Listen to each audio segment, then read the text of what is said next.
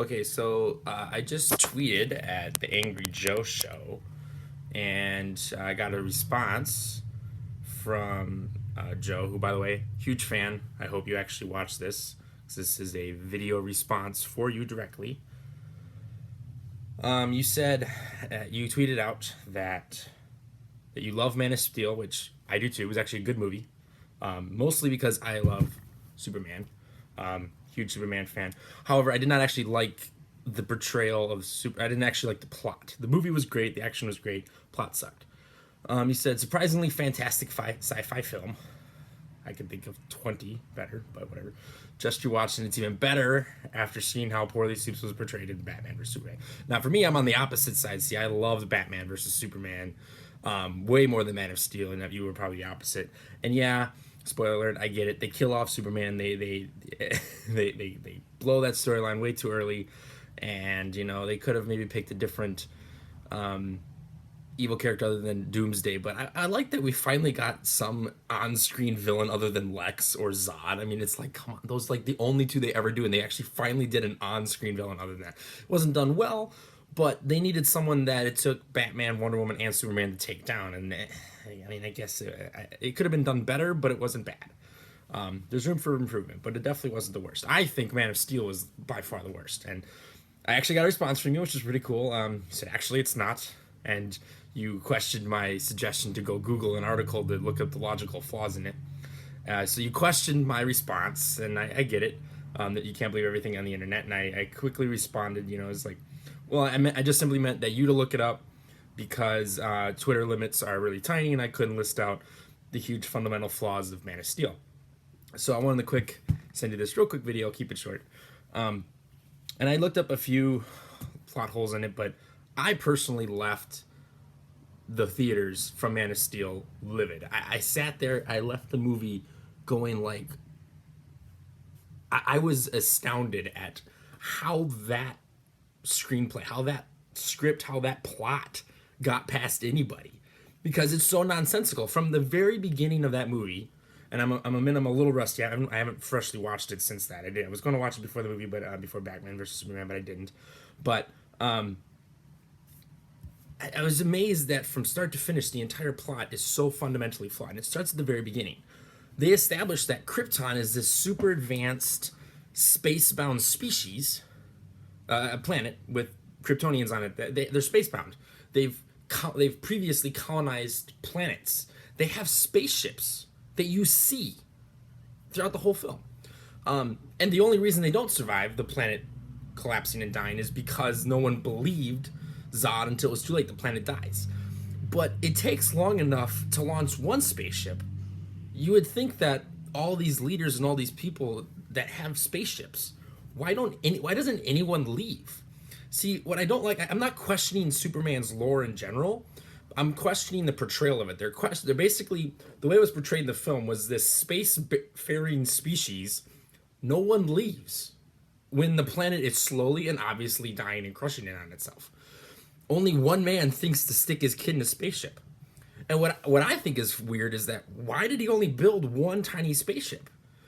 It would have made more sense if, like, that's why I like some of the original Superman movies, like the portrayal of it is like they didn't have the time or they didn't have the energy or the ability or whatever, but this was just so obviously over the top that they had spacefaring ships everywhere. And let's say, they did say that they did most of that in the past and they don't do it anymore. They kind of came back to Earth, but they did still have the technology. So why didn't he build a bigger ship? Why didn't he try to save several people? Now you can say, well, they threw in this whole genetic control that they were talking about with the Codex, and that he didn't want to save old Krypton, and that's why they talked about how Superman was the first natural birth. But yeah, but there's some flaws to that. He goes out of his way to save the Codex, which is the genetic sample of Kryptonians. Like, it is everything that he was fighting against, yet he goes out of his way to save it and gives it to his son. But what's weird is that if this was all designed to save Krypton, save Kryptonians in a better fashion that he believed, why did he just send Clark? It seems like this isn't the only Russell Crowe movie that has a significant problem with the concept of reproduction. I'm talking about Noah, but what was the plan with that? Like, you send one male boy into space with no parents, no hope that he'll actually survive or get treated, like that he'll actually be able to grow up. But he didn't send any reproductive plan after that. He could have sent Clark and a girl and have this whole Adam and Eve setup thing. But that, you see, I'm not I'm not questioning the lore. I get it. The lore makes more sense that they just wanted to save the kid, save their son. They might as well do that. This was more about saving Krypton in a plot that made no sense. And even Clark asks, well, why did you come with me? Well, he says, well, we were part of the problem. And it's like, well, then why bother sending the AI version of you? You could have just easily sent Jor-El and his mom, and they just, not plan on having any more reproduction. There was no reason for Clark to be sent alone. They had the technology to do it, and there was no reason his parents couldn't have gone with him to ensure their survival. This is the survival of the race they're talking about. They wouldn't trust an infinite to space. I mean, it just makes no sense. Only in the portrayal of this film. It could have made sense if it had been portrayed differently, but in this film, it is a spacefaring civilization that had plenty of time to evacuate at least more than one individual, and they pick an infant with no possibility of reproduction. The only possibility of saving the human race was the very thing that Jor-El didn't like. The codex, the genetic control over their civilization. Natural birth, natural reproduction requires them having sent more people than just one male child. It just doesn't work. His logic for how he was planning to save their race and what he was trying to do makes no sense. They didn't make it just them trying to save their own kid. They were trying to save they're trying to save the Kryptonian race in a way that was nonsensical. So, but even if you skip all that, let's actually get to Superman on Earth. Zod shows up and claims that they're Kryptonians. And yeah, Zod, we got this little itty bitty glimpse that he's not the best guy, but in all fairness, he was correct. He was on the side of fighting the government that was denying their planet's failure. And the only thing Zod and Jor-El even differed on was the Codex. Again, was about that genetic control. But for some reason, Jor-El decided to want to save that because that is the only logical way to save their species. Jor-El wanted to preserve the Kryptonian race somehow through Clark, and Zod wants to save the Kryptonian race. Now, the only reason Superman would not want to give the Codex to Zod is because Zod wants to use it to repopulate the Kryptonian race on Earth, which Zod has no reason to do that. There's several flaws in this. Zod, this is the biggest flaw of the movie, and once you realize it, I'm sorry, it just ruins the movie for you, so if you want to stop watching, it's fine, but Zod has a terraforming device. That big giant thing that is just, destroying the city, Metropolis, is a terraforming machine. Its entire purpose is to take a dead planet and turn it into Krypton. That is the only reason, and it basically wipes away the planet. That is the only reason Superman doesn't want to give it to him, because he's going to repopulate Krypton at the expense of humanity, at the expense of Earth. But Zod has no real reason to do that. What I hated the most about the movie is that the primary conflict has no purpose to exist. It could have gone down like this. Hey, Superman, I need the Codex to repopulate what's left of our species. Superman goes, oh, okay, where are you planning on doing this? Zod goes, oh, I'm going to take my terraforming device, go over to Mars, make that new Krypton, and we're going to go make people over there. Boom, end of story. There is absolutely zero reason why Zod needs to terraform the planet. Absolutely none. And if you say, well, he wants Earth because they're all Supermen there. Well, he doesn't even want that because they pointed out in the movie that making it Krypton takes away their powers. So not only would Zod have no real reason or motive to take away their powers, it doesn't make any sense. Why destroy the one planet where you're all Superman to do that? But then they say, it was hard for them to adjust. He adjusts in like 5 minutes in the movie. Zod goes from being to being Superman in like 5 minutes. The suffer is like, oh, I don't want our species to suffer and be weak. It's like, they're not going to be suffering and weak. They're going to be strong. They're going to be like Superman. They could have been gods on Earth in that sense, in that story, but he purposely wants to get rid of that with Krypton on Earth. There's no reason Zod has to use Earth. He has a terraforming machine that he could take to literally any planet in the universe and take the codex with him. Superman doesn't have any real reason to not give him the codex because the codex is the only option ever given to them to save their species. If actually, in many ways, it actually does make Superman the bad guy if he doesn't want to give the codex over, because the codex is their only remaining element to saving their species. Yeah, it's not maybe the best element. It's genetic control over a population, but it's better than nothing. It's better than going extinct. But then you say, well, the only reason he doesn't want to give the codex over is because he's choosing humanity. You know, it's like, well, okay, but there's no reason for him to have to choose humanity. They could go to any other planet. Their whole purpose of conflict makes no sense. It breaks down the entire plot of the whole movie. It's just a mess. Zod and Superman in this film have no reason to fight. Now, in the original films, where Zod comes down, he just wants to rule planet Earth, and that's why they fight, and it makes sense. If Zod had just come down here and says, we're going to rule this planet, that's actually a sensical reason for Superman and Zod to be at odds. But in this film, he doesn't come down and say, I want to rule Earth. He says, I'm going to wipe away Earth and replace it with Kryptonians who have no power. For why he would want to do that. No power-hungry alien general wants to remove his own power. None. So that motivation of getting rid of their power makes no sense. And even if he didn't want to be like Superman, he could go to any other planet. The Codex could have been used on any planet anywhere to repopulate the species. But the idea that Zod wanted to remain on Earth as is and use the Codex there is not brought up in the movie. They actually bring up the terraforming device to Earth to terraform Earth into Krypton, which would remove all their powers. So their whole point in this is nonsensical. And in the original film, all Zod comes down is he wants to rule Earth. He goes to the White House and basically makes the president bow down to him, kneel before Zod. That was the plot before. Zod was coming to become a dictator. That's why Superman fought him. In this movie, Zod wanted to repopulate Krypton, which isn't that bad of an idea, and he could have done it anywhere. But yet, he decided for some reason to remove their powers and do it here on Earth, which makes no sense. The last that's the biggest one, but there's another big flaw to it, is what exactly is the source of Superman's power? In this movie, they didn't just establish what's giving Superman his power. They were kind of going, well, it's kind of the atmosphere, it's kind of the sun. We as comic book fans know he gets his power from his sun. It's nothing to do with his atmosphere.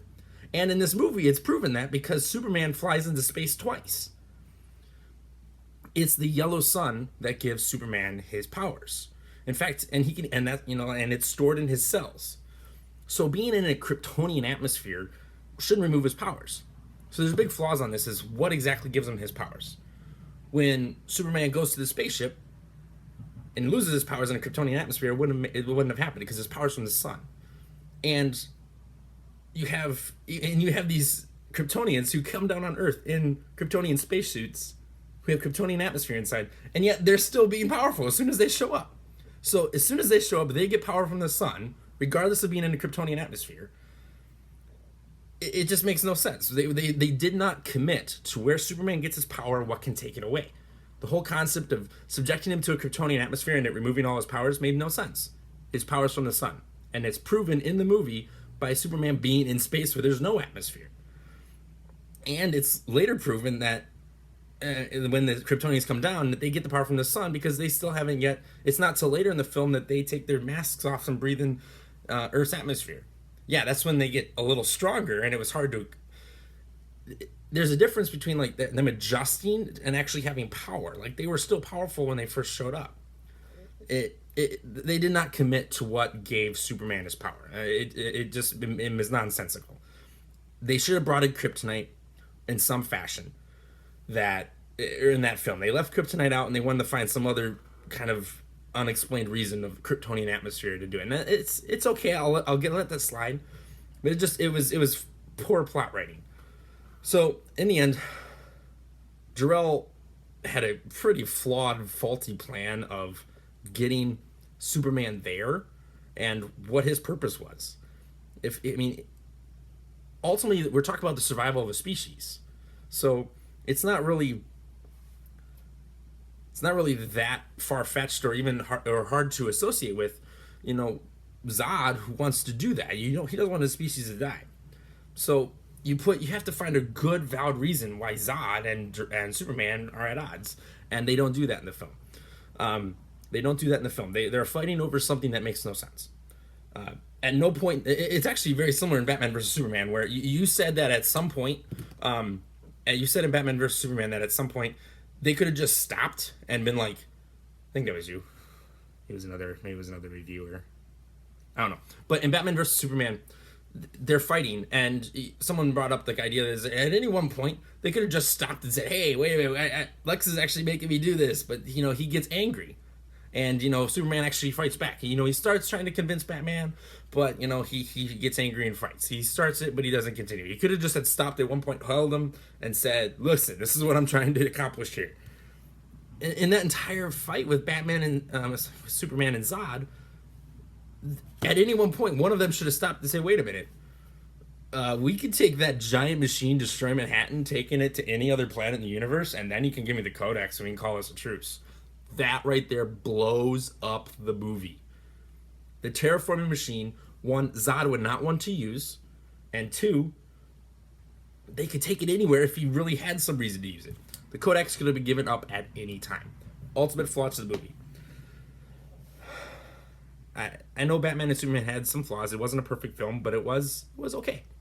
I think the whole Lex and Batman both having their doubts about Superman is entirely valid. You know, Zack Snyder said from the very beginning he wanted to make this.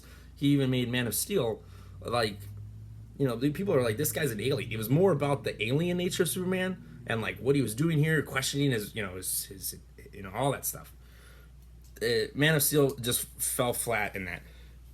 Ideally, the logic is fixed if Jor-El and his parents had gone with him and had brought a female infant with them as well to start the Kryptonian race off.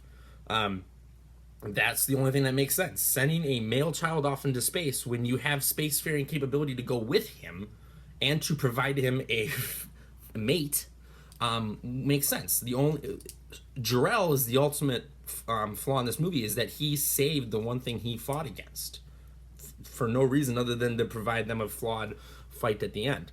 Zod and Superman could have ended that fight at any point and resolved it by simply taking the machine to any other planet. This whole movie is flawed, fundamentally based on conflict and setup. I love Superman. It's like my favorite superhero of all time, and I was so excited for this movie. And I don't want to ruin it for you or anyone else. You can just totally throw this away, but it's just one of the most logically flawed films I've ever seen. I've never seen something from setup to conflict to conclusion more flawed. You know, Batman and Superman, they had some flaws, like their motivations for fighting each other could have been a little stronger. You know, at some point they maybe could have stopped and talked things out, but you could explain that away with heated emotions, and we're men fight. You know, I mean, especially when you throw in the fact that he's an unknown variable. Batman hates unknown variables. Batman is the man with the plan for everything. So you throw in an unknown variable, of course he's not going to like it at first. Superman, he even says it. It's like, even if there's a 1% chance he's our enemy, we have to take it as an absolute certainty. It's like, well, okay, I get that. It's Batman. That's his personality. He doesn't have room for unknowns. You know, and Lex, yeah, I mean, Lex was weird, but he was a good weird. I liked him. He was different. It was like not the same stoic, you know, bald, realtor chasing guy that we've seen 1,000 times before. We wanted something different. So I just wanted to, you did not like my response of go look it up yourself. So I took it upon myself to send a little breakdown. And if I can get response from you, cool. If not, if you don't even see this, whatever. Big fan of Angry Joe Show. Everyone go like and subscribe to the show. It's awesome. I love the video game rants. It's awesome. But enough nerding out about Superman. Have a good day.